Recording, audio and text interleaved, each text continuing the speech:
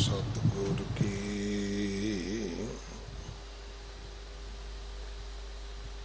जिसनो मत आवे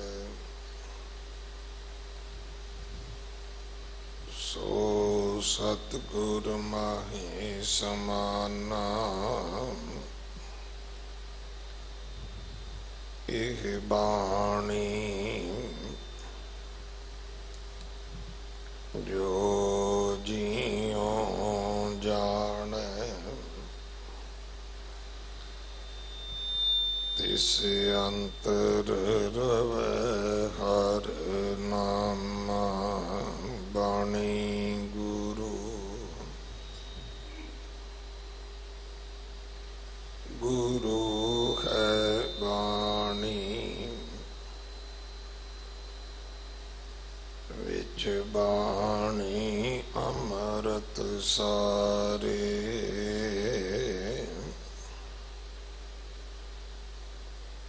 गुर बाणी कहे सेवक जन माने परतख गुरु निस्तारे।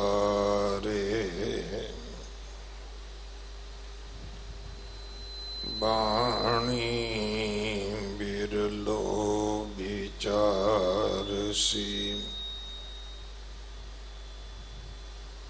जे को गुरमुख होए। एह बाणी महापुरख की निज कर वासा होए। सलोक महला पहला विस्माद नाद विस्माद वेद विस्माद जी विस्माद वेद विस्माद रूप विस्माद रंग विस्माद नांग फिर जंत। विस्माद पौन विस्माद पानी विस्माद अग्नि खिड विडाणी। विस्माद तरती विस्माद खानी विस्माद साध लगे पराणी। विस्माद संजोग विस्माद विजोग विस्माद भुख विस्माद भोग। विस्माद सिफत विस्माद सलाह विस्माद उजड़ विस्माद राह। विस्माद नेड़ विस्माद दूर विस्माद देख हाजरा हजूर। वेख विडान रहया विस्माद नानक बुझण पूरे भाग। महला पहला कुदरत दिसै कुदरत सुनिए कुदरत पाओ सुख सार। कुदरत पताली आकाशी कुदरत सर्ब आकार। कुदरत वेद पुराण कतेबाम, कुदरत सर्ब विचार, कुदरत खाना पीना पहनन, कुदरत सर्ब प्यार, कुदरत जाति जिनसी रंगी, कुदरत जी जहान, कुदरत नेकियां कुदरत बदियां, कुदरत मान अभिमान, कुदरत पौन पानी बैसंतर, कुदरत तरती खाक, सब तेरी कुदरत, तू कादर करता, पाकी नाई पाक। नानक हुक्म अंदर वेख, वरत ताको ताक पौड़ी, आपिन भोग भोग कै, होए पसमड़ पौरस दाया, वड्डा होवा दुनीदार, गल संगल कत चलाया, अगे करनी कीरत वाचिय, बह लेखा कर समझाया, थाओ न होवी पाउंदी, हुण सुनिए क्या रुवाया, मन अंध जन्म गवाया, मन अंध जन्म गवाया। वाहिगुरु जी का खालसा, वाहिगुरु जी की फतेह। ये पावन शब्द जो आसा की वार दी तीसरी पौड़ी है, उस दे नाल दर्ज दो श्लोक ਹਨ। इन्हां दी विचार भाई हरबंस सिंह जी अलवर वाले आप जी नूं सरवण करवाउणगे। 2 दिन का इन्हां दा समा है साडे पास।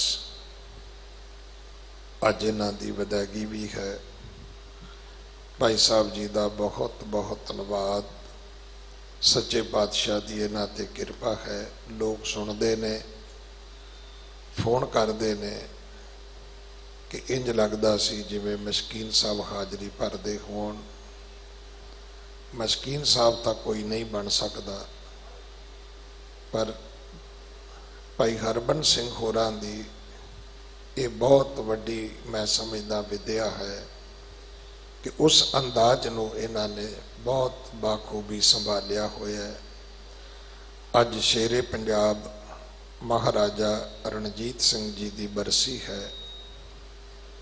अज वो दिन है कि जदों सिख राज दियां शामां पैंदियां ने।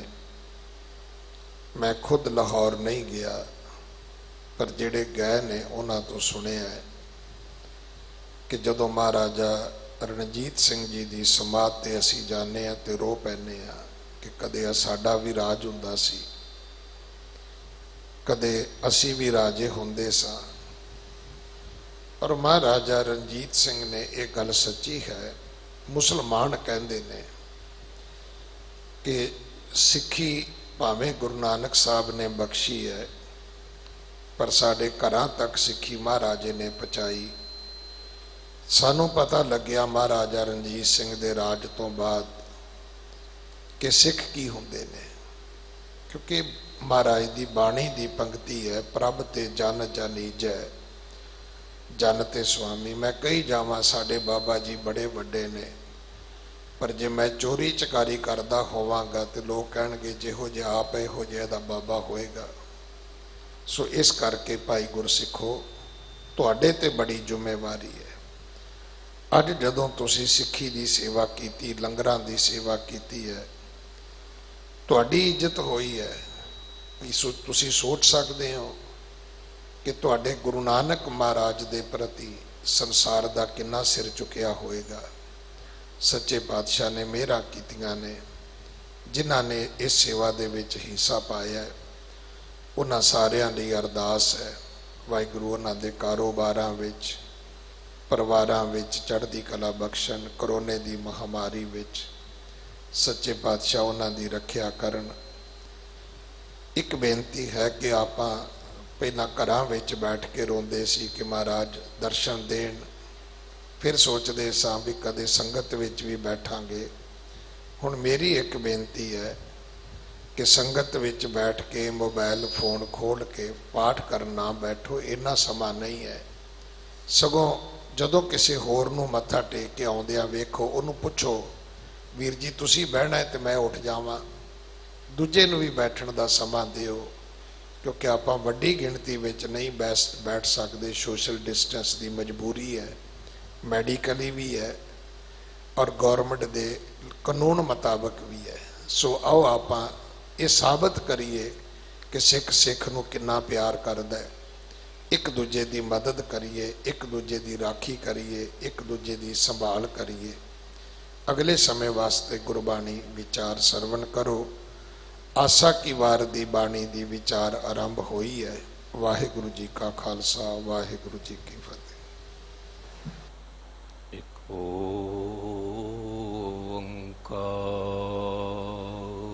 ਸਤਿਨਾਮ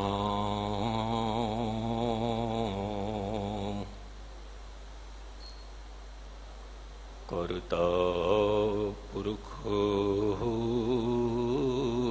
ਨਿਰਭਉ ਨਿਰਵੈਰ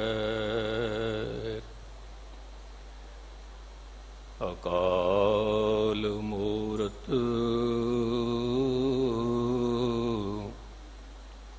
ਅਜੂਨੀ ਸੈਭੰ ਗੁਰ ਪ੍ਰਸਾਦਿ।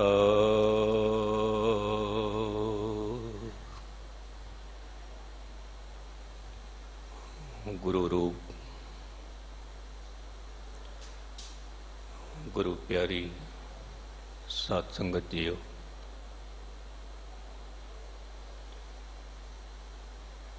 ਆਸਾ ਕੀ ਵਾਰ ਦੀ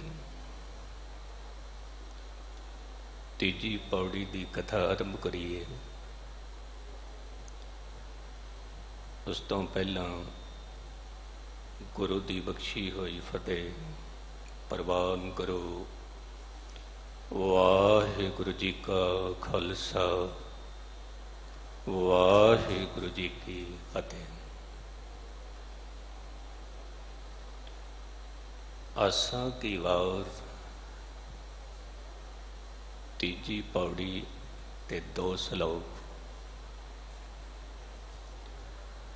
ਆਪ ਜੀ ਨੇ ਸ਼ਰਵਨ ਕੀਤੇ। ਪਾਵਨ ਅਸਥਾਨ ਦੇ ਹੈਡ ਗ੍ਰੰਥੀ ਸਾਹਿਬ ਜੀ, ਸਿੰਘ ਸਾਹਿਬ ਜੀ, ਭਾਈ ਸਾਹਿਬ ਭਾਈ ਰਣਜੀਤ ਸਿੰਘ ਜੀ, ਮੁਬਾਰਕ ਰਸਨਾ ਚੋਂ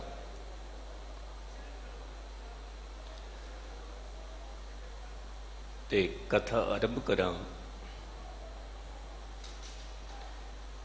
ਇੱਕ ਅਰਜ਼ ਮੈਂ ਕਰ ਦੇਵਾਂ, ਕਿਉਂਕਿ ਇਹ ਕਥਾ ਦੀ ਜੋ ਦਾਤ ਹੈ, ਜੇ ਕਿਧਰੇ ਮੈਂ ਹਕੀਕਤ ਦੱਸਾਂ ਤਾਂ ਸਿੰਘ ਸਾਹਿਬ ਦੀ ਕਥਾ ਸੁਣ ਕੇ ਤੇ ਮਨ ਵਿੱਚ ਪ੍ਰੇਮ ਜਾਗਰਤ ਹੋਇਆ ਸੀ। ਇਹ ਗੱਲ ਹੈ ਕਰੀਬ 1992 ਦੀ। ਭਾਈ ਸਾਹਿਬ ਜੀ ਸੀਸਗੰਜ ਸਾਹਿਬ ਕਥਾ ਪਈ ਕਰਦੇ ਸੀ, ਬਹੁਤ ਚੰਗੀ ਲੱਗੀ, ਬਹੁਤ ਪਿਆਰੀ ਲੱਗੀ। ਧੰਨ ਗੁਰੂ ਤੇਗ ਬਹਾਦਰ ਸਾਹਿਬ ਨੂੰ ਉੱਥੇ ਅਰਦਾਸ ਕੀਤੀ, ਪਾਤਸ਼ਾਹ ਕਿਤੇ ਦਾਸ ਦੀ ਝੋਲੀ ਵਿੱਚ ਵੀ ਖੈਰ ਪਾ ਦਿਓ ਕਥਾ ਦੀ। ਉਹ ਅਰਦਾਸ ਆਪ ਜੀ ਦੇ ਸਦਕੇ, ਗੁਰੂ ਸਾਹਿਬ ਦੀ ਰਹਿਮਤ ਦੇ ਸਦਕੇ ਕਬੂਲ ਹੋਈ ਪੰਥ ਦੀ ਸੇਵਾ ਵਾਸਤੇ। तीजी पौड़ी 2 सलोक। ते प्रथम सलोक दे विच गल कीती है कि उस कादर दी कुदरत विच जो विस्माद है, बस उसे दी चर्चा की। विस्माद की है? विस्माद किस नूं कहंदे ने कि जिथे मनुख की सोच शक्ति स्थिल पै जाए कि इस तो अगे मैं कुछ सोच नहीं सकता, और रसना चों बोल निकलन, वाह कमाल खो, या फिर कोई गल सुन के हैरान हो जाना, बस वही विस्माद है। मैं विस्माद हो गया, मैं हैरान हो गया, मैं विस्मित हो गया। पर गुस्ताखी माफ, अज मनुख के जीवन विच विस्माद खो गया है, खो गया। विस्माद क्यों खो गया? कारण की है? क्योंकि मनुख कहता है मैं सब कुछ देख लिया, देखण वास्ते कुछ बचिया ही नहीं। मैं सब कुछ सुन लिया, तो सुनने वास्ते कुछ बचिया ही नहीं। मैं जिथे जिथे गमन करना सी, मैं गमन कर चुकिया, बाकी कुछ बचिया ही नहीं। बस इत्थे ही विस्माद खो गया है, इत्थे विस्माद। और जेड़ा मनुख कह दे कि मैं जितना कुछ देखिया है, हाले देखण वास्ते बहुत बचदा है। मैं जितना कुछ सुन लिया, हाले सुनने वास्ते बहुत कुछ बचदा है। मैं जितना कुछ बोल बैठा हाँ, हाले बोलने वास्ते बहुत कुछ बचदा है। कहते ने उत्थे विस्माद का जन्म आंदा है, उत्थे विस्माद। ते अज भी जे किधरे विस्माद मौजूद है तो निरंकारी मनुख दे कोल है, अहंकारी मनुख दे कोल नहीं। गुस्ताखी मां, निरंकारी तो मुराद जो निरंकार नाल जुड़ के बैठा है।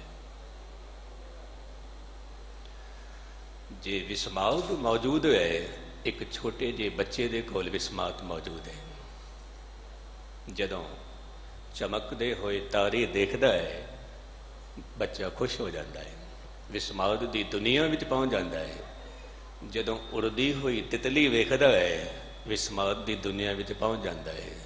जदों चंद्रमा ते सूरज नूं देखदा है, बच्चा हैरान कुन हो जाता है, विस्माद की दुनिया में चला जाता है।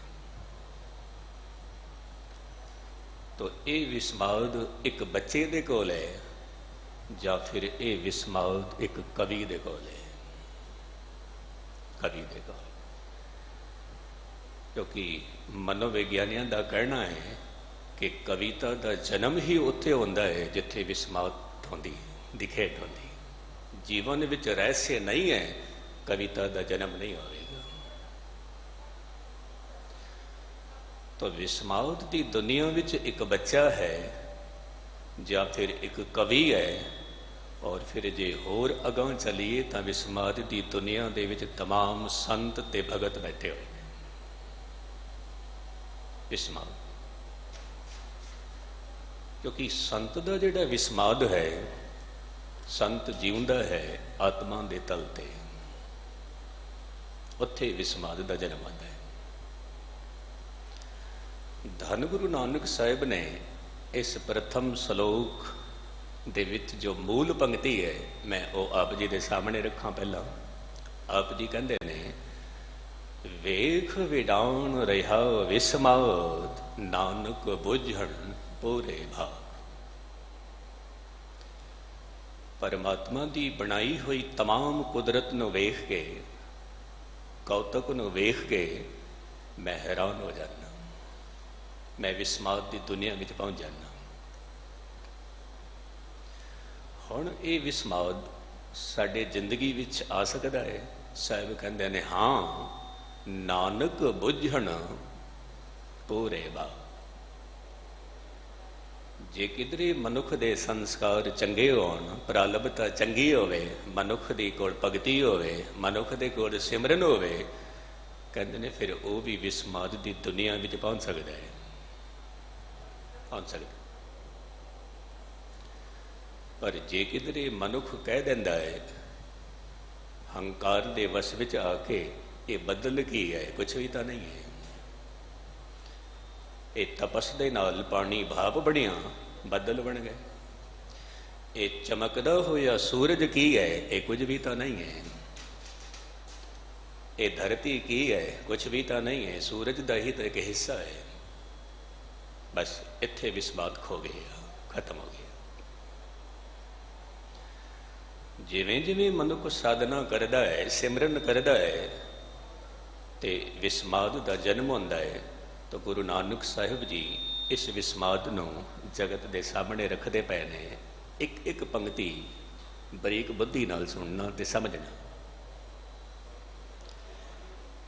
ਵਿਸਮਾਦ ਨਾਦ ਵਿਸਮਾਦ ਵੇਦ ਵਿਸਮਾਦ ਜੀ ਵਿਸਮਾਦ ਭੇਦ ਵਿਸਮਾਦ ਰੂਪ ਵਿਸਮਾਦ ਰੰਗ ਵਿਸਮਾਦ ਨਾ ਗਏ ਫਿਰੇ ਜੰਤ। ਨਾਦ ਵੱਖ ਵੱਖ ਕਿਸਮ ਦੀ ਆਵਾਜ਼, ਕਿਤੇ ਪੰਛੀਆਂ ਦੀ ਚਹਿਚਹਾਹਟ, ਕਿਤੇ ਬਦਲਾਂ ਦੀ ਗਰਜਨਾ, ਕਿਤੇ ਹਵਾ ਦੀ ਸਾਏ ਸਾਏ ਦੀ ਆਵਾਜ਼, ਕਿਤੇ ਘੋੜੇ ਦਾ ਹਿਨਕਣਾ, ਕਿਤੇ ਕੁੱਤੇ ਦਾ ਭੌਂਕਣਾ, ਕਿਤੇ ਮਨੁੱਖ ਦਾ ਬੋਲਣਾ। ਕਹਿੰਦੇ ਨੇ ਇਹ ਵੱਖ ਵੱਖ ਆਵਾਜ਼ ਸੁਣ ਕੇ, ਨਾਦ ਸੁਣ ਕੇ ਮੈਂ ਵਿਸਮਾਦ ਦੀ ਦੁਨੀਆ ਵਿੱਚ ਚਲਾ ਜਾਂਦਾ। ਵਿਸਮਾਦ ਦੀ ਹੈਰਾਨਗੀ ਦੀ ਗੱਲ ਹੈ। ਅਸੀਂ ਰੋਜ਼ ਸੁਣਦੇ ਹਾਂ ਕੁੱਤੇ ਦਾ ਭੌਂਕਣਾ, ਕਦੇ ਵਿਸਮਾਦ ਨਹੀਂ ਹੋਏ।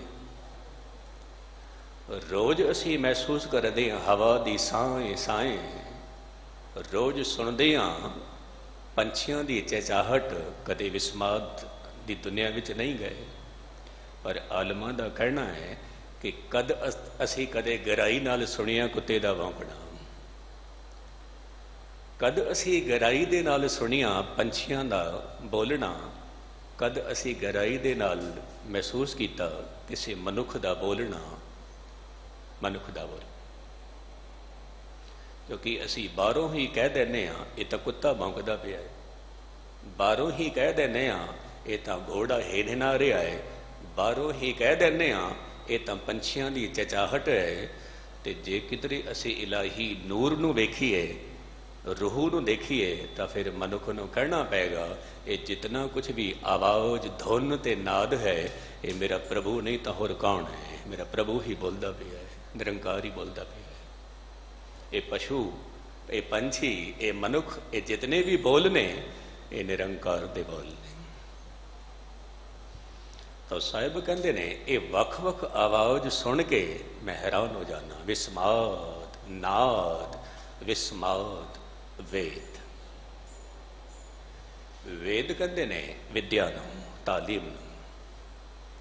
ਸਾਡੇ ਹਿੰਦੁਸਤਾਨ ਦੇ ਵਿੱਚ 64 ਕਿਸਮ ਦੀ ਵਿਦਿਆ ਮੰਨੀ ਗਈ ਹੈ, ਪੜ੍ਹੀ ਜਾਂਦੀ ਹੈ, ਪੜ੍ਹਾਈ ਜਾਂਦੀ ਹੈ। ਕਿ ਮਨ ਦੀ ਵਿਦਿਆ, ਮਨ ਦਾ ਗਿਆਨ, ਪਦਾਰਥਾਂ ਦਾ ਗਿਆਨ, ਆਤਮਾ ਦਾ ਗਿਆਨ। ਕਹਿੰਦੇ ਨੇ ਇਹ ਤਾਲੀਮ ਪੜ੍ਹ ਪੜ੍ਹ ਕੇ, ਤਾਲੀਮ ਸੁਣ ਸੁਣ ਕੇ ਕਹਿੰਦੇ ਨੇ ਮੈਂ ਵਿਸਮਾਦ ਦੀ ਦੁਨੀਆ ਵਿੱਚ ਪਹੁੰਚ ਜਾਣਾ। ਵਿਸਮਾਦ ਅਗਾਂਹ ਚੱਲ ਕੇ ਸਾਹਿਬ ਕਹਿੰਦੇ ਨੇ ਵਿਸਮਾਦ ਜੀ ਵਿਸਮਾਦ ਭੇਦ। ਇਹ ਜਿਤਨੇ ਵੀ ਜੀਵ ਹਨ, ਜਿਹਦੇ ਵਿੱਚ ਪਸ਼ੂ ਹਨ, ਜਿਹਦੇ ਵਿੱਚ ਪੰਛੀ ਹਨ, ਜਿਹਦੇ ਵਿੱਚ ਜਲਚਰ ਹਨ, ਜਿਹਦੇ ਵਿੱਚ ਨਭਚਰ ਹਨ, ਇਹ ਵੱਖ ਵੱਖ ਕਿਸਮ ਦੇ ਜੀਵਾਂ ਨੂੰ ਦੇਖ ਕੇ ਮੈਂ ਵਿਸਮਾਦ ਹੋ ਜਾਣਾ। ਵਿਸਮਾਦ। ਇੱਕ ਪਸ਼ੂ ਦਾ ਪੰਛੀ ਦੇ ਨਾਲ ਕੀ ਮੇਲ ਹੈ? ਇੱਕ ਪੰਛੀ ਦਾ ਹਾਥੀ ਨਾਲ ਕੀ ਮੇਲ ਹੈ? ਇੱਕ ਹਾਥੀ ਦਾ ਮਛਲੀ ਦੇ ਨਾਲ ਕੀ ਮੇਲ ਹੈ? ਕੁਛ ਵੀ ਨਹੀਂ।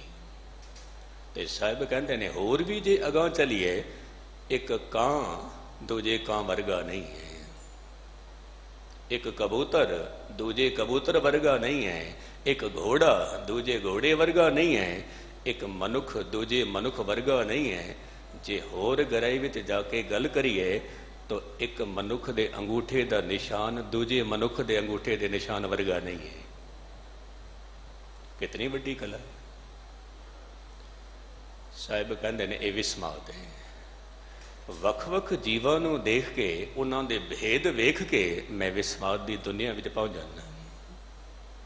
विस्माद रूप विस्माद रंग, वख-वख पशुआं दे रंग, वख-वख पंछियां दे रंग। जे तितली नूं देख लईए कितने सारे रंग ने, जे मछली नूं देख लईए कितने सारे रंग ने। कहते ने ये रंग वेख वेख के मैं विस्माद हो जाना, विस्माद हो जाना। ये रूप वेख के मैं विस्माद की दुनिया में पहुंच जाना। गल मैनू एक चेते आ गई जो अक्सर संत सिंह जी मशकीन करते सी। कहते ने हेमकुंट साहिब की यात्रा ते कुछ फकीर जा रहे थे ते एक साधु फकीर ने की देखिया कि बहुत प्यारी फसल ते बहुत प्यारे बैंगन लगे हुए ने ते बैंगन के बूटे नूं गलवकड़ी विच लैके ते की कहंदा है वो फकीर। कहंदा है महाराज ये तो मैनू अज महसूस होया कि तू सांवले रंग दे विच भी कितना सोहना लगदा पिया है। बल बल जाऊं श्याम सुंदर काऊं, अखत कथा जांकी बात सुनी। हद हो गई। अवस्था इतनी उची कि सांवले रंग दे विच भी उसनों रब दिस रहा है, बैंगन दे विच भी उसनों रब दिस रहा है, क्योंकि अवस्था बहुत उची है, बहुत उची है। और कहते ने जे किधरे अवस्था ना होवे चंगी तो फिर मनुख नूं तो परमात्मा भी बैंगन तो वध कुछ नहीं लगता। गुस्ताखी माफ अवस्था दी गल। तो अगां चल के साहिब कहते ने विस्माद नागे फिरे जंत।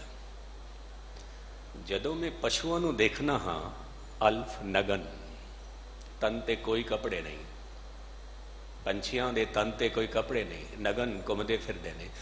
पर कदे भी उन्होंने अपनी नगनता का एहसास नहीं होया कि साडे कोल नगनता है। ते एक कौतक वेख के भी मैं विस्माद हो जाना। विस्माद ना गए फिरे जंत। फिर कहते ने विस्माद पवन विस्माद पानी, विस्माद अगनी खेडे विडानी। जदों वगदी हुई पवन नूं मैं महसूस करदा मैं विस्माद हो जाना। क्यों? क्योंकि शरीर दे विच पसीना होवे, शरीर तपरिया होवे ते हवा उसनूं छू के निकल जाए तो फिर भगत तो कह दिंदा है हे प्रभु हे खुदा अज तो पवन के रूप विच मेरे पसीने सुका के चला गया, मैनू ठंडक दे के चला गया। अज पानी के रूप विच मेरी प्यास बुझा गया, हे प्रभु अज भोजन के रूप विच मेरी भुख मिटा गया। तो उसनूं हवा भी हवा नहीं दिस रही, उहदे विच भी रब दिस रहा है। पानी दे विच पानी ही नहीं, पानी विच भी उसनूं रब दिस रहा है। तो विस्माद की दुनिया के विच पहुंचा मनुख कह दिंदा है हे प्रभु मैं पवन नूं देख के पानी नूं देख के मैं तो हैरान हो जाना, हैरान। किते ऐसी अवस्था बन जाए संगत विच बैठ के गुरु नूं अरदास करिए। की अरदास? हे प्रभु हार परियो स्वामी के द्वारे दीजै बुद्ध विवेक। मैनू ऐसी बुद्धि बख्श, विवेक बुद्धि बख्श। कहते ने जे विवेक बुद्धि प्रभु बख्श दवे तो फिर जो माँ अपने बच्चे के सिर ते हथ रखे आशीष के तौर पर, तो बालक नूं भी ऐसा लगे कि अज माँ के रूप विच परमात्मा ने आशीष दी। अज पिता के रूप विच परमात्मा ने मेरे सिर ते हथ रखिया है। अज बुजुर्गी के रूप विच परमात्मा ने मेरे सिर ते हथ रखिया है। जे किधरे ऐसी बुद्ध मनुख नूं हासिल आ जाए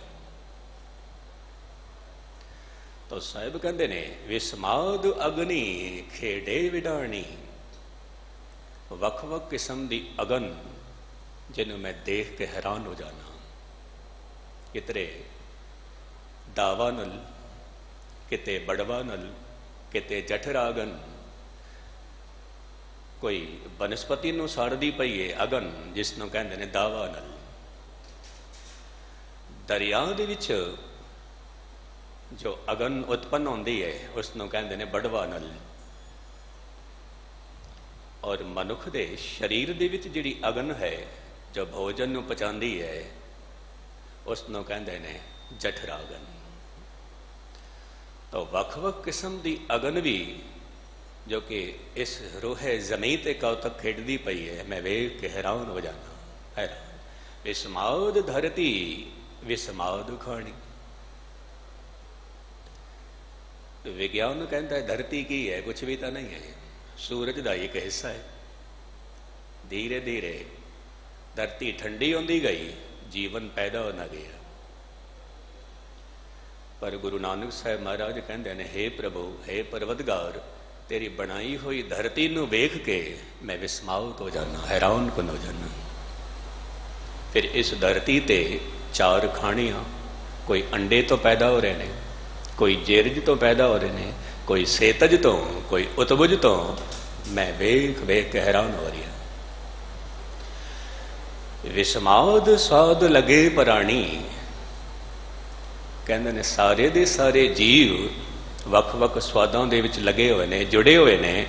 ਇਹ ਕੁਛ ਵੀ ਵੇਖ ਕੇ ਮੈਂ ਵਿਸਮਾਦ ਹੋ ਜਾਣਾ, ਮੈਂ ਹੈਰਾਨ ਹੋ ਜਾਣਾ। ਫਿਰ ਕਹਿੰਦੇ ਨੇ ਵਿਸਮਾਦ ਸੰਜੋਗ ਵਿਸਮਾਦ ਵਿਜੋਗ।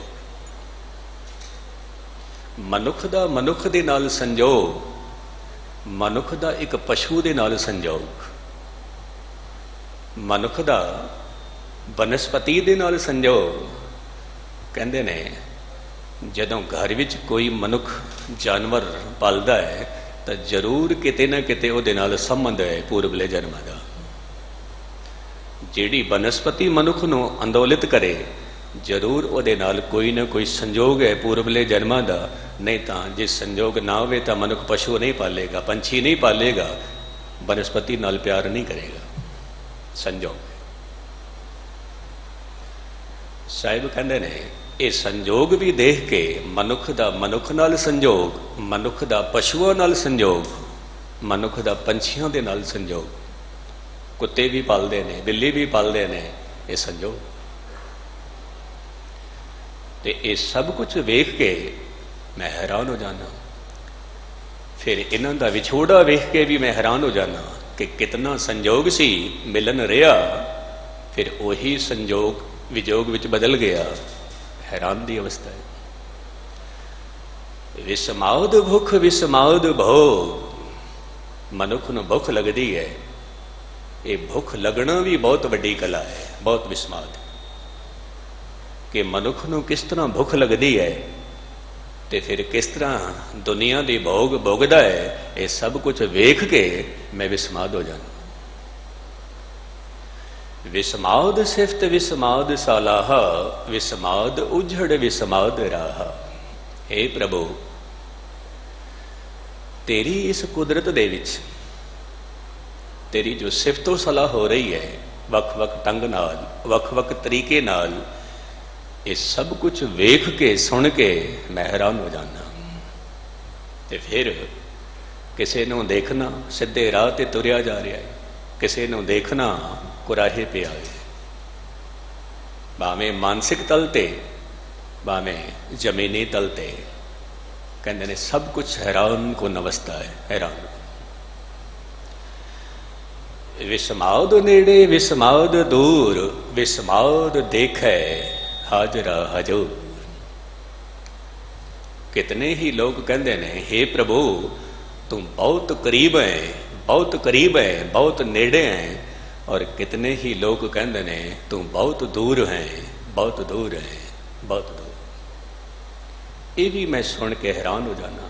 ਕੋਈ ਕਹਿੰਦਾ ਹੈ ਤੂੰ ਬਹੁਤ ਨੇੜੇ ਹੈ, ਕੋਈ ਕਹਿੰਦਾ ਹੈ ਤੂੰ ਬਹੁਤ ਦੂਰ ਹੈ, ਕੋਈ ਕਹਿੰਦਾ ਹੈ ਤੂੰ ਇਤਨਾ ਕਰੀਬ ਹੈ। ਕਹੋ ਰਵਿਦਾਸ ਹੱਥ ਪੈ ਨੇ, ਤੂੰ ਹੱਥਾਂ ਤੋਂ ਪੈਰਾਂ ਤੋਂ ਵੀ ਕਰੀਬ ਹੈ। ਤਾਂ ਗੁਰੂ ਨਾਨਕ ਸਾਹਿਬ ਜੀ ਇਸ ਸ਼ਲੋਕ ਦੇ ਵਿੱਚ ਜਿਹੜੀ ਇੱਕ ਮੂਲ ਪੰਕਤੀ ਹੈ, ਕਹਿੰਦੇ ਨੇ ਵੇਖ ਵਿਡਾਨ ਰਿਹਾ ਵਿਸਮਾਦ, ਨਾਨਕ ਬੁੱਝਣ ਪੂਰੇ ਭਾਗ। ਇਹ ਸਭ ਕੁਝ ਵੇਖ ਕੇ ਮੈਂ ਹੈਰਾਨ ਹੋ ਗਿਆ। ਪਰ ਇਹ ਵਿਸਮਾਊਤ ਦੀ ਦੁਨੀਆ ਵਿੱਚ ਉਹ ਮਨੁੱਖ ਪਹੁੰਚ ਸਕਦਾ ਹੈ ਜਿਹਦੇ ਭਾਗ ਚੰਗੇ ਹੋਣ, ਜਿਹਦੇ ਕਰਮ ਚੰਗੇ ਹੋਣ, ਜਿਹਦੀ ਪ੍ਰਾਲਬਤਾ ਚੰਗੀ ਹੋਵੇ, ਜਿਨ੍ਹਾਂ ਦੇ ਸੰਸਕਾਰ ਚੰਗੇ। ਇਹ ਪ੍ਰਥਮ ਸ਼ਲੋਕ ਵਿਸਮਾਤ।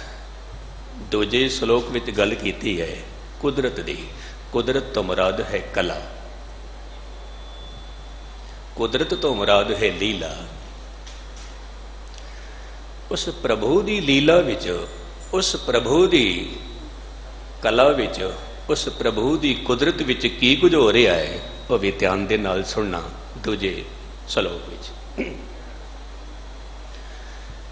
ਕੁਦਰਤ ਦਿਸੈ, ਕੁਦਰਤ ਸੁਣੀਐ, ਕੁਦਰਤ ਭਉ ਸੁਖ ਸਾਰ।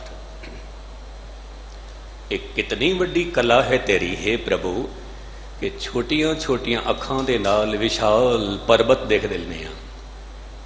ਛੋਟੀਆਂ ਛੋਟੀਆਂ ਅੱਖਾਂ ਦੇ ਨਾਲ ਅਨੰਤ ਅਨੰਤ ਤਾਰੇ ਦੇਖ ਲੈਂਦੇ ਹਾਂ। ਛੋਟੀਆਂ ਛੋਟੀਆਂ ਅੱਖਾਂ ਦੇ ਨਾਲ ਸੂਰਜ ਤੇ ਚੰਦਰਮਾ ਦੇਖ ਲੈਂਦੇ ਹਾਂ। ਇਹ ਕਿਤਨੀ ਵੱਡੀ ਕਲਾ ਹੈ, ਇਹ ਕਿਤਨੀ ਵੱਡੀ ਪ੍ਰਭੂ ਦੀ ਸੌਗਾਤ ਹੈ। ਤੇ ਕਈ ਵਾਰ ਮੈਂ ਅਰਜ਼ ਕਰਨਾ ਕਿ ਇਸ ਸੌਗਾਤ ਦੀ ਕੀਮਤ ਪੁੱਛਣੀ ਹੋਵੇ ਤਾਂ ਉਹਨਾਂ ਨੂੰ ਪੁੱਛਣਾ ਜਿਨ੍ਹਾਂ ਦੇ ਅੱਖਾਂ ਵਿੱਚ ਜੋਤੀ ਨਹੀਂ ਹੈ। ਉਹਨਾਂ ਨੂੰ ਪੁੱਛਣਾ ਅੱਖਾਂ ਦੀ ਕੀਮਤ ਕੀ ਹੈ, ਉਹਨਾਂ ਨੂੰ ਪੁੱਛਣਾ। ਸਾਹਿਬ ਕਹਿੰਦੇ ਨੇ ਕੁਦਰਤ ਦਿਸੈ, ਇਹਨਾਂ ਅੱਖਾਂ ਨਾਲ ਪੂਰੀ ਕੁਦਰਤ ਨੂੰ ਦੇਖਣਾ ਬਹੁਤ ਵੱਡੀ ਕਲਾ ਹੈ, ਬਹੁਤ ਵੱਡੀ ਕਲਾ ਹੈ। ਫਿਰ ਇਹਨਾਂ ਕੰਨਾਂ ਦੇ ਨਾਲ ਤਮਾਮ ਗੀਤ ਸੰਗੀਤ ਸੁਣਨਾ, ਇਹ ਵੀ ਬਹੁਤ ਵੱਡੀ ਕਲਾ ਹੈ, ਬਹੁਤ ਵੱਡੀ ਕੁਦਰਤ ਹੈ। ਕੁਦਰਤ ਭਉ ਸੁਖ ਸਾਰ, ਇਹ ਕਿਤਨੀ ਵੱਡੀ ਕਲਾ ਹੈ ਕਿ ਮਨੁੱਖ ਨੂੰ ਡਰ ਦੇ ਵਿੱਚ ਰੱਖਿਆ ਹੋਇਆ ਹੈ। ਡਰ ਕੀ? ਬਹੁਤਾ ਖਾਵਾਂਗੇ ਸਰੀਰ ਖਰਾਬ ਹੋਵੇਗਾ, ਬਹੁਤਾ ਕੁਝ ਸੁਣਾਂਗੇ ਕੰਨ ਖਰਾਬ ਹੋਣਗੇ। ਕਹਿੰਦੇ ਨੇ ਨਿਰਮਲ ਡਰ ਪਾਇਆ। ਇਹ ਵੀ ਤੇਰੀ ਬਹੁਤ ਵੱਡੀ ਕਲਾ ਹੈ, ਬਹੁਤ ਵੱਡੀ ਲੀਲਾ ਹੈ, ਬਹੁਤ ਵੱਡੀ ਕੁਦਰਤ ਹੈ। ਕੁਦਰਤ ਪਾਤਾਲੀ ਆਕਾਸ਼ੀ, ਕੁਦਰਤ ਸਰਬ ਆਕਾਰ। ਧਰਤੀ ਬਣਾ ਕੇ, ਆਕਾਸ਼ ਬਣਾ ਕੇ, ਤੇ ਇਹਦੇ ਵਿਚਕਾਰ ਵੱਖ-ਵੱਖ ਕਿਸਮ ਦਾ ਫਿਰ ਆਕਾਰ ਬਣਾ ਦਿੱਤਾ। ਫਿਰ ਵੱਖ-ਵੱਖ ਨਦੀ ਨਾਲੇ ਬਣਾ ਦਿੱਤੇ, ਵੱਖ-ਵੱਖ ਸ਼ਹਿਰ ਬਣਾ ਦਿੱਤੇ, ਵੱਖ-ਵੱਖ ਮੁਲਕ ਬਣਾ ਦਿੱਤੇ, ਇਹ ਆਕਾਰ ਬਣਾ ਦਿੱਤਾ। ਇੱਥੇ ਮੈਂ ਇੱਕ ਅਰਜ਼ ਕਰਾਂਗਾ ਕਿ ਇਸ ਰੂਹੇ ਜ਼ਮੀਨ ਤੇ ਬਹੁਤ ਵੱਡੀ ਸੇਵਾ ਕੀਤੀ ਹੈ ਤਾਂ ਸਭ ਤੋਂ ਪਹਿਲਾਂ ਅਜੋਕੇ ਸਾਇੰਸ ਨੇ ਕੀਤੀ। ਕਿਹੜੀ ਸੇਵਾ? ਇੱਕ ਸ਼ਹਿਰ ਨੂੰ ਦੂਜੇ ਸ਼ਹਿਰ ਦੇ ਕਰੀਬ ਲਿਆਉਣ ਦੀ, ਇੱਕ ਪ੍ਰਾਂਤ ਨੂੰ ਦੂਜੇ ਪ੍ਰਾਂਤ ਦੇ ਕਰੀਬ ਲਿਆਉਣ ਦੀ ਸੇਵਾ ਸਾਇੰਸ ਨੇ ਕੀਤੀ ਹੈ। ਇੱਕ ਮੁਲਕ ਤੋਂ ਦੂਜੇ ਮੁਲਕ ਤੱਕ ਦੀ ਦੂਰੀ ਨੂੰ ਮਿਟਾਈ ਹੈ, ਸਾਇੰਸ ਨੇ ਮਿਟਾਈ ਹੈ। ਕਹਿੰਦੇ ਨੇ ਅੱਜ ਤਾਂ ਉਹ ਖੇਡ ਹੈ ਕਿ ਇੱਕ ਦੇਸ਼ ਦੇ ਵਿੱਚ ਸਵੇਰ ਦਾ ਨਾਸ਼ਤਾ ਕਰੀਏ, ਦੁਪਹਿਰ ਦਾ ਭੋਜਨ ਦੂਜੇ ਮੁਲਕ ਵਿੱਚ ਜਾ ਕੇ ਕਰੀਏ, ਦੂਰੀ ਮਿਟ ਗਈ ਹੈ। ਸਭ ਤੋਂ ਵੱਡੀ ਸੇਵਾ ਵਿਗਿਆਨ ਨੇ ਕੀਤੀ ਹੈ, ਇੱਕ ਮੁਲਕ ਨੂੰ ਦੂਜੇ ਮੁਲਕ ਦੇ ਕਰੀਬ। ਇਸ ਤੋਂ ਵੀ ਵੱਡੀ ਸੇਵਾ ਕੀਤੀ ਹੈ ਸੰਤਾਂ ਨੇ, ਭਗਤਾਂ ਨੇ, ਰਹਿਬਰ ਪੁਰਸ਼ਾਂ ਨੇ, ਕਿ ਜਿੱਥੇ ਸਾਇੰਸ ਨੇ ਪਦਾਰਥਾਂ ਦੀ ਦੂਰੀ ਖਤਮ ਕੀਤੀ ਹੈ, ਉੱਥੇ ਭਗਤਾਂ ਨੇ ਤੇ ਸੰਤਾਂ ਨੇ ਆਤਮਾ ਦੀ ਦੂਰੀ ਖਤਮ ਕੀਤੀ ਹੈ।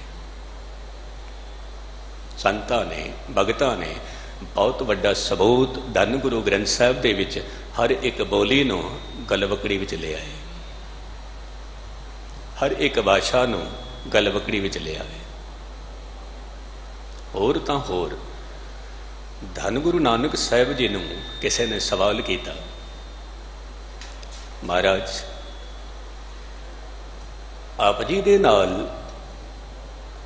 ਮੋਢੇ ਤੇ ਰਵਾ ਚੁੱਕੀ ਫਿਰਦਾ ਹੈ, ਇਹ ਕੌਣ ਹੈ? ਆਪ ਜੀ ਦਾ ਨੌਕਰ? ਗੁਰੂ ਨਾਨਕ ਸਾਹਿਬ ਕਹਿੰਦੇ ਨੇ ਨਹੀਂ, ਇਹ ਨੌਕਰ ਨਹੀਂ ਹੈ। ਤੇ ਫਿਰ ਆਪ ਜੀ ਦਾ ਸੇਵਕ? ਕਹਿਣ ਲੱਗੇ ਸੇਵਕ ਵੀ ਨਹੀਂ ਹੈ, ਫਿਰ ਕੌਣ ਹੈ? ਧੰਨ ਗੁਰੂ ਨਾਨਕ ਸਾਹਿਬ ਦੀ ਰਸਨਾ ਚੋਂ ਬੋਲ ਨਿਕਲੇ, ਇਹ ਜੋ ਮੋਢੇ ਤੇ ਰਬਾਬ ਲਈ ਫਿਰਦਾ ਹੈ, ਇਹ ਮੇਰਾ ਭਾਈ ਹੈ। ਕਿਤਨੀ ਵੱਡੀ ਕਿਸਮਤ ਹੈ ਕਿ ਗੁਰੂ ਜਿਸ ਨੂੰ ਆਪਣਾ ਭਾਈ ਬਣਾ ਲਵੇ। भाई जितने भी गुरु घर दे सेवादार ने असी उन्होंने क्यों कहते हैं अदब के नाल भाई साहब क्यों कहते हैं? क्योंकि गुरु नानक साहब ने भी आप जी को भाई साहब बनाया है।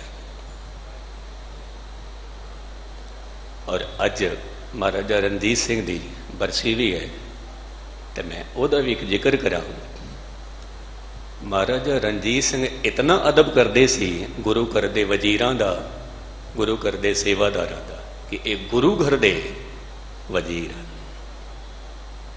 गुरु घर दे, क्योंकि उन्होंने जीवन दे विच भी परमात्मा की खुशबू सी। वह एक सबूत आप जी के सामने रखा, फिर मूल शब्द ते आऊं। एक विदेशी नागरिक महाराजा रणजीत सिंह नूं मिलण वास्ते आंदा है, पुछदा है मैं महाराजे नूं मिलना है।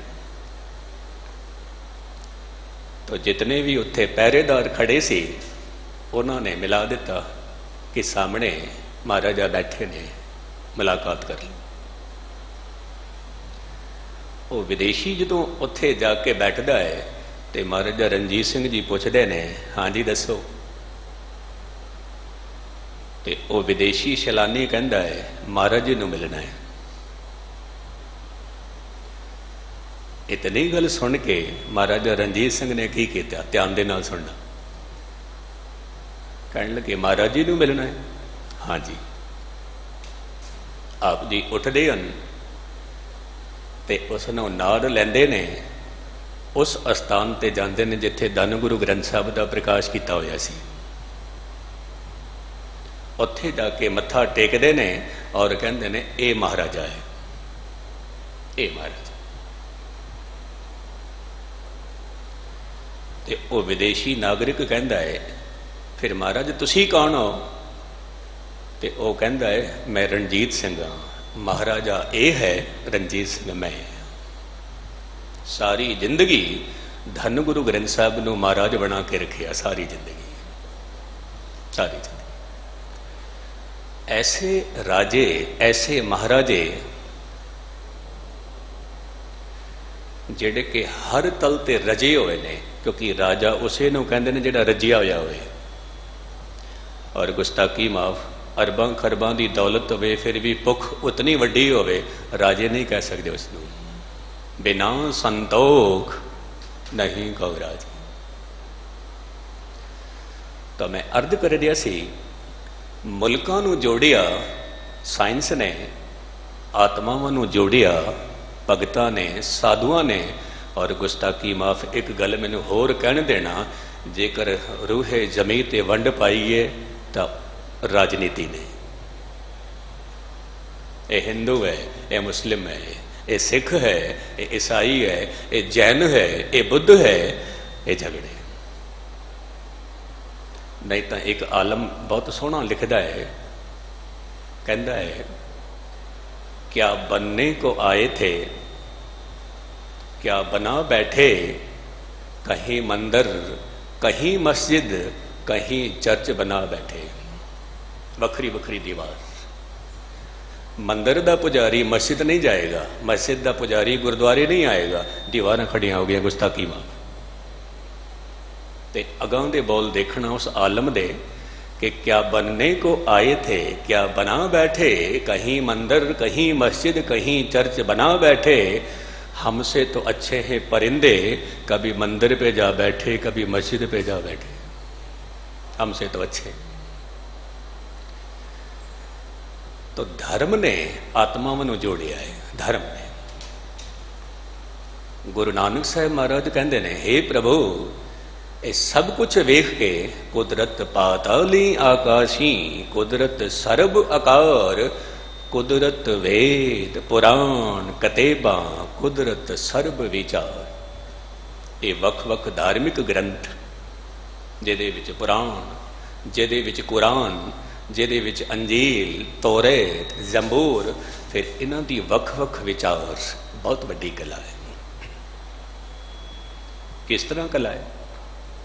उही जपजी साहब जी एक सधारण मनुख पढ़ता पिया है, उही जपजी साहब भाई मनी सिंह जी पढ़ते पे ने। ਪਾਈ ਬਣੀ ਸੀ। ਉਹੀ ਕੁਰਾਨ ਸ਼ਰੀਫ ਇੱਕ ਸਧਾਰਨ ਮੁਸਲਮਾਨ ਪੜ੍ਹਦਾ ਪਿਆ ਹੈ, ਉਹੀ ਕੁਰਾਨ ਸ਼ਰੀਫ ਚਿਸ਼ਤੀ ਮਹਾਰਾਜ ਪੜ੍ਹਦੇ ਪਏ ਨੇ, ਜਲਾਲੁਦੀਨ ਪੜ੍ਹਦੇ ਪਏ ਨੇ, ਨਿਜ਼ਾਮੁਦੀਨ ਪੜ੍ਹਦੇ ਪਏ ਨੇ। ਉਹੀ ਕੁਰਾਨ ਇੱਕ ਸਧਾਰਨ ਮਨੁੱਖ ਪੜ੍ਹਦਾ ਪਿਆ। ਫਰਕ ਹੈ, ਭੇਦ ਹੈ। ਤਾਂ ਗੁਰੂ ਨਾਨਕ ਸਾਹਿਬ ਮਹਾਰਾਜ ਕਹਿੰਦੇ ਨੇ ਇਹ ਵੱਖ ਵੱਖ ਭੇਦ ਵਿਚਾਰ ਸੁਣ ਕੇ ਮੈਂ ਹੈਰਾਨ ਹੋ ਜਾਨਾ, ਹੈਰਾਨ। ਅਗਾਂਹ ਚੱਲ ਕੇ ਕਹਿੰਦੇ ਨੇ ਕੁਦਰਤ ਖਾਣਾ ਪੀਣਾ ਪਹਿਨਣ ਕੁਦਰਤ ਸਰਬ ਪਿਆਰ। ਕਿਤਨੀ ਵੱਡੀ ਕਲਾ ਹੈ ਕਿ ਕਿਸੇ ਨੂੰ ਖਾਣ ਨਾਲ ਪਿਆਰ ਹੈ, ਕਿਸੇ ਨੂੰ ਕੱਪੜੇ ਪਾਉਣ ਦੇ ਨਾਲ ਬਹੁਤ ਪਿਆਰ ਹੈ। ਇਹ ਬਹੁਤ ਵੱਡੀ ਕਲਾ ਹੈ ਤੇਰੀ, ਬਹੁਤ ਵੱਡੀ ਕਲਾ। ਤੇ ਰੂਹੇ ਜ਼ਮੀਂ ਤੇ ਵੱਖ-ਵੱਖ ਕਿਸਮ ਦੀ ਜਾਤੀ ਜਿਨਸੀ, ਵੱਖ-ਵੱਖ ਜੀਵ, ਵੱਖ-ਵੱਖ ਜਿਨਸਾਂ, ਕਹਿੰਦੇ ਨੇ ਮੈਂ ਸਭ ਕੁਝ ਵੇਖ ਕੇ ਹੈਰਾਨ ਹੋ ਜਾਣਾ। ਕੁਦਰਤ ਜਾਤੀ ਜਿਨਸੀ ਰੰਗੀ ਕੁਦਰਤ ਜੀ ਜਹਾਨ। ਕਿਤਨੀ ਵੱਡੀ ਤੇਰੀ ਕਲਾ ਹੈ, ਕਿਤਨੀ ਵੱਡੀ। ਜਦੋਂ ਅਸੀਂ ਕਿਸੇ ਤਸਵੀਰ ਨੂੰ ਦੇਖਦੇ ਹਾਂ ਅਸੀਂ ਕਹਿ ਉਠਨੇ ਹਾਂ ਤਸਵੀਰ ਕਮਾਲ ਹੈ, ਪਰ ਇਸ ਤਸਵੀਰ ਨੂੰ ਬਣਾਉਣ ਵਾਲਾ ਕਲਾਕਾਰ ਕਿਤਨਾ ਕਮਾਲ ਹੋਵੇਗਾ। ਜੇ ਕੁਦਰਤ ਇਤਨੀ ਕਮਾਲ ਹੈ ਤਾਂ ਕੁਦਰਤ ਦਾ ਕਾਦਰ ਕਿਤਨਾ ਕਮਾਲ ਹੋਵੇਗਾ, ਕਿਤਨਾ ਕਮਾਲ ਹੋਵੇਗਾ। ਤੇ ਕਈ ਤਾਂ ਕੁਦਰਤ ਨੂੰ ਵੇਖ ਕੇ ਕਾਦਰ ਤੱਕ ਪਹੁੰਚ ਜਾਂਦੇ ਨੇ। ਹੇ ਪ੍ਰਭੂ ਤੂੰ ਧਨ ਹੈ, ਤੇਰੀ ਬਣਾਈ ਹੋਈ ਧਰਤੀ, ਤੇਰੇ ਬਣਾਏ ਹੋਏ ਆਕਾਸ਼, ਤੇਰੇ ਬਣਾਏ ਹੋਏ ਵੱਖ-ਵੱਖ ਦਰਖਤ, ਵੱਖ-ਵੱਖ ਬਨਸਪਤੀ, ਤੂੰ ਧਨ ਹੈ, ਤੂੰ ਧਨ। ਅਗਾਂਹ ਚੱਲ ਕੇ ਸਾਹਿਬ ਕਹਿੰਦੇ ਨੇ ਕੁਦਰਤ ਨੇਕੀਆਂ ਕੁਦਰਤ ਬਦੀਆਂ ਕੁਦਰਤ ਮਾਨ ਅਭਿਮਾਨ। ਇਹ ਬਹੁਤ ਵੱਡੀ ਕਲਾ ਹੈ। ਕੋਈ ਨੇਕੀ ਕਰਦਾ ਪਿਆ ਔਰ ਗੁਸਤਾਖੀ ਮਾਫ, ਇਹ ਵੀ ਪ੍ਰਭੂ ਦੀ ਬਹੁਤ ਵੱਡੀ ਕਲਾ ਹੈ। ਕੋਈ ਮਨੁੱਖ ਬਦੀ ਕਰਦਾ ਪਿਆ ਹੈ, ਜੇ ਆਪਣੀ ਕਲਾ ਕੱਢ ਲਵੇ ਨੇਕੀ ਨਹੀਂ ਹੋ ਸਕਦੀ, ਆਪਣੀ ਕਲਾ ਕੱਢ ਲਵੇ ਬਦੀ ਵੀ ਨਹੀਂ ਹੋ ਸਕਦੀ। ਉਹਦੀ ਕਲਾ ਹੈ, ਉਹਦੀ ਕਲਾ ਹੈ। ਮਨੁੱਖ ਨਿਮਰਤਾ ਧਾਰਨ ਕਰਕੇ ਬੈਠਾ ਹੈ, ਇਹ ਵੀ ਇੱਕ ਉਹਦੀ ਬਹੁਤ ਵੱਡੀ ਕਲਾ ਹੈ। ਮਨੁੱਖ ਅਹੰਕਾਰੀ ਬਣ ਕੇ ਬੈਠਾ ਹੈ, ਮੈਂ ਹੀ ਹੋਵਾਂ, ਮੈਂ ਹੀ ਸੀ, ਮੈਂ ਹੀ ਹਾਂ। ਇਹ ਕਲਾ। ਤੇ ਸਾਹਿਬ ਕਹਿੰਦੇ ਨੇ ਕੁਦਰਤ ਪਵਨ ਪਾਣੀ ਬੈ ਸੰਤਰ ਕੁਦਰਤ ਧਰਤੀ ਖਾਕ। ਬਹੁਤ ਵੱਡੀ ਕਲਾ ਹੈ।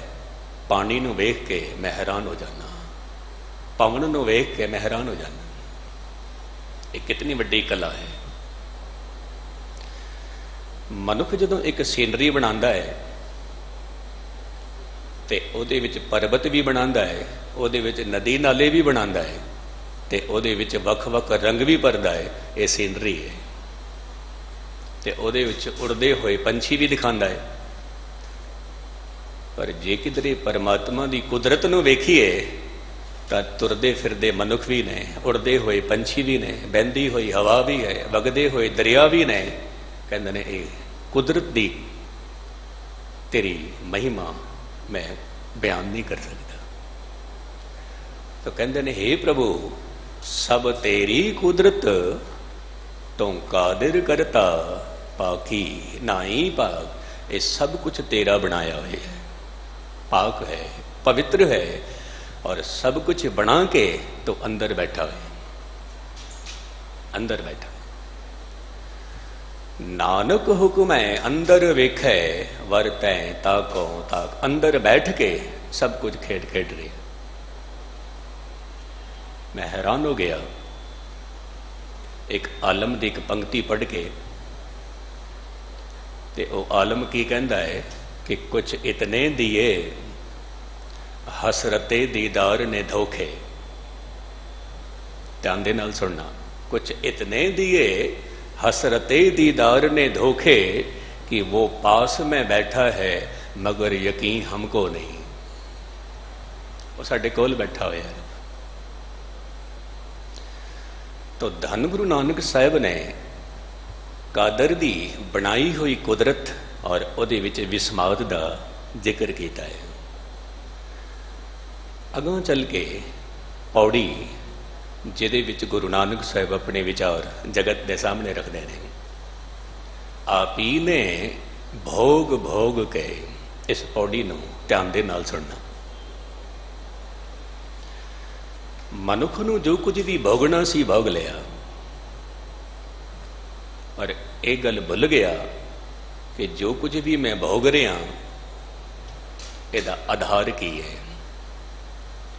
ਭਾਵ ਕਿ ਜਿਤਨਾ ਕੁਝ ਵੀ ਮੈਂ ਭੋਗ ਰਿਹਾ ਇਹਦੇ ਵਿੱਚ ਧਰਮ ਦੀ ਖੁਸ਼ਬੂ ਕਿਤਨੀ ਹੈ ਜਾਂ ਇਹਦੇ ਵਿੱਚ ਅਧਰਮ ਕਿਤਨਾ ਹੈ। ਜੋ ਕੁਝ ਵੀ ਮੈਂ ਮਾਇਆ ਖੱਟ ਕੇ ਲਿਆਇਆ ਇਹਦੇ ਵਿੱਚ ਕਿਤਨੀ ਭਗਤੀ ਹੈ ਜਾਂ ਕਿਤਨਾ ਦੁਰਾਚਾਰ ਹੈ ਜਾਂ ਕਿਤਨਾ ਅਪਰਾਧ ਹੈ। आप ही ने भोग भोग के होए बसमन भावर सिधाया। जदों शरीर दे विचों रूह निकल गई ते शरीर मिट्टी विच मिल गया। ते जदों इस शरीर दे विच भावर निकल जावे, रूह निकल जावे, फिर की होंदा है। बुले शाह दा एक बौल आप जी दे सामने रखा। बुले शाह कहता है, तैनू मोढ़ा दे के तोरना जहान ने, आवना मिट्टी थले तेरी उच्ची शान ने। होंगे वखो वख संगी साथी जेड़े, किसे ने तेरी बात पुछनी, उत्थे अमलों ते होणगे निवेड़े, किसे ने तेरी जात पुछनी। तेरे संगी साथी तेनू छड़ के चले गए। होए बसमन बाउर सिधाया, वड्डा हुआ दुनीदार, गल संगल घत चलाए। मनुख कहता सी मैं बहुत वड्डा हाँ, मैं बहुत वड्डा। अज वो जमीन ते पिया होया है। ते साहिब कहते ने गल संगल घत चलाया। हुण गल विच संगलां पा के उसनों लै गए। हुण ध्यान देना, संगल किसनों पा के लै गए ते संगलां किस तरह दियां सन, क्योंकि शरीर तां रह गया इत्थे। साहिब कहते ने कि मनुख ने जिहड़े कर्म कीते, भावें चंगे भावें मंदे, कीते हुए कर्मां दे संस्कार ये जंजीरां ने, जंजीरां। साहिब कहते ने नानक अवगुण जेतड़े ते ते गली जंजीर। जितने भी मंदे कर्म कीते ने ये सारियां जंजीरां ने गल दे विच, गल दे विच। कहते ने ये कीते हुए कर्म, माड़े कर्म, उन्हां दे संस्कार ये रूह नूं लैके जा रहे ने जन्मां दे विच, फिर जन्मां दे विच, फिर जन्मां दे विच। ते साहिब कहते ने गल संगल घत चलाया, अग्गै करनी कीरत वाची है, बह लेखा कर समझ आया। एक कर्म तो कीते सी। कल भी मैं अर्ज कर रहा सी, कागज ते लिखिया होया मिटा सकते असी, पर जेड़े असी कर्म कर बैठे हाँ उन्होंने दे जेड़े संस्कार अंदर बन गए ने उन्होंने कोई नहीं मिटा सकता गुरु की रहमत तो सिवाए। इस करके वार वार अर्ज करने हाँ कि गुरु की इबादत, गुरु की भगती, गुरु का सिमरन ये फिर संस्कारों भी मिटा देता है जिहड़े मंदे संस्कार बन चुके हैं। तो साहिब कहते ने अगे करनी कीरत वाची है, बह लेखा कर समझाया। तू ये गुनाह कीते सी, हाँ कीते सी। ये पाप तू कीता सी, हाँ कीता सी। तेरे अंदर चित्रगुप्त जो बने ने और तेरे सामने प्रगट होने। और एक अर्ज मैं होर करा गुस्ताखी माफ, आप जी दे अंदर बने हुए चित्र कर्मां दे वो मैं नहीं देख सकता, मेरे अंदर बने हुए चित्र कर्मां दे आप जी नहीं देख सकते। बस उसी नूं कहंदे ने चित्रगुप्त। हर एक दे चित्रगुप्त वखरे वखरे ने, वखरे वखरे ने। तो धन गुरु नानक साहिब महाराज कहते ने अगे करनी कीरत वाची है, बह लेखा कर समझाया। थाओ न होई पौंदई, हुण सुनिए क्या रुआया। कहते ने वार वार जन्म होना, वार वार दुख भोगना, वार वार संकट भोगना, वार वार कष्ट भोगना, कहते ने ये समझ लेना जुतियां दी मार पै रही। कई दफा असीं कह देने हाँ कि जिंदगी दे विच सानूं मार पई होई है दुखां दी बखां दी। मनुख फिर रोंदा है, रोंदा। तो गुरु नानक साहब की रसना चो इलाही बोल निकले। किहड़े बोल? आप जी कहते ने जिहड़ा वो रोना तू हुण रो रहा है, तेरे इस रोने नूं हुण कौन सुनेगा? हुण सुनिए क्या रोआया, तू रोंदा पिया है, तेरा रोना कौन सुनेगा? तो गुरु नानक साहब दे बोल नहीं सुने, तेरा रोना कौन सुनेगा? तो निरंकार दे शब्द नहीं सुने, तेरा रुदन कौन सुनेगा? तो संतां महापुरुषां दे बोल नहीं सुने, तेरा रोना कौन सुनेगा? कोई नहीं सुने। चंगा हुंदा तो गुरु दे बोल सुन लैंदा, चंगा हुंदा गुरु दी कथा सुन लैंदा, चंगा हुंदा गुरु दा कीर्तन सुन लैंदा, ते कहंदे ने फिर तैनूं रोना ना पैंदा। अज तेरा रोना कोई नहीं सुनेगा क्योंकि तू गुरु दा शब्द नहीं सुनिया। अज तेरा रुदन कोई नहीं सुनेगा क्योंकि तू गुरु दे बोल नहीं सुने, और अनमोल जीवन तबाह कर दिता। मन अंधे जन्म गवाए, क्योंकि अन्ना उसनों ना कहना जिहदे कोल अखां नहीं हैं। क्योंकि जे किधरे असी विचार करिए कि रूहे जमी ते अन्ने कितने ने, ते ऐसे अन्ने बहुत थोड़े ने जिन्हां दे कोल अखां नहीं हैं। ऐसे पागल बहुत थोड़े ने जिन्हां दे कोल बुद्धि नहीं है। पर गुस्ताखी माफ, ऐसे पागल बहुते ने जिन्हां दे कोल बुद्धि है पर वरतों नहीं करते। ऐसे अन्ने बहुते ने जिन्हां दे कोल अखां तां हन पर देखते नहीं। तो साहिब कहते ने मन अंधे जन्म गवाया, तो अपना अनमोल जीवन तबाह कर देता, अनमोल जीवन तो बर्बाद कर देता है। तो इस आसा की वार दी जो तीजी पौड़ी, जिन्हां दे नाल दो सलोक गुरु नानक साहिब दे, एक सलोक दे विच गल कीती है कुदरत दी, और एक सलोक विच गल कीती है विस्माद दी। जदों मनुख कह दिंदा है कि मैं कुछ भी नहीं जानदा, कहंदे ने विस्माद दा जन्म उत्थे हुंदा है। आखिर विच मैं गल कह के कथा दी समाप्ति वल आऊंगा। एथेंस दे विच सुकरात होया।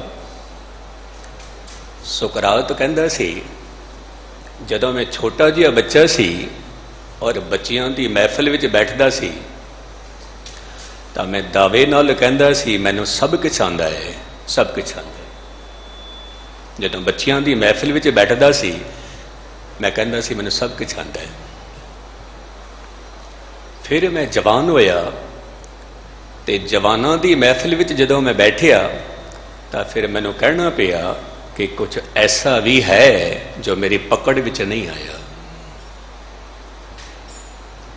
कहंदे ने फिर मैं बुजुर्ग होया, बुजुर्गों की महफिल विच मैं बैठा, उत्थे मैनूं कहना पिया कि मैं जितना कुछ भी जानिया है मैं कुछ भी नहीं जानी, कुछ भी नहीं जाना था। इल्म से कुछ जान लेंगे, जाना तो इतना जाना कि कुछ भी नहीं जानते। कहंदे ने जदों मनुख इस अवस्था ते आंदा है, कहंदा मैनूं कुछ भी नहीं आंदा, कहंदे ने उत्थे फिर निरंकार दी यात्रा शुरू होंदी है। यात्रा दो ही हन, एक यात्रा हंकार दी, एक यात्रा निरंकार दी। हुण आप जी की मर्जी है, भावें हंकार की यात्रा करते रहो गुस्ताखी वाफ, भावें निरंकार की यात्रा। गुरु साहब रहमतां करन आप जी का सारियां दा बहुत बहुत धन्यवाद। भुल्लां चुकां दी खिमा। वाहिगुरु जी का खालसा, वाहिगुरु जी की फतेह।